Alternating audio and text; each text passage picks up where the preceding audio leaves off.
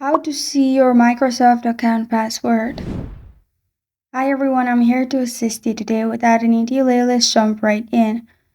First, open Chrome, then click on three dots at the top right corner of your screen. Then click on Password and Autofill and click on Google Password Manager.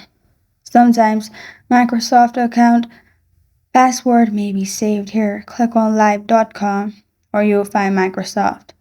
In here, you'll find password. Simply click on I like button and you'll be able to see your password of Microsoft account.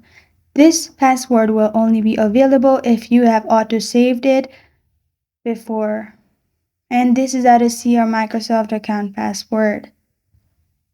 Thank you for joining me today. If this video helps you out, please leave a like and subscribe for more. Got a question or want to suggest the topic? Comment below. Thank you for watching.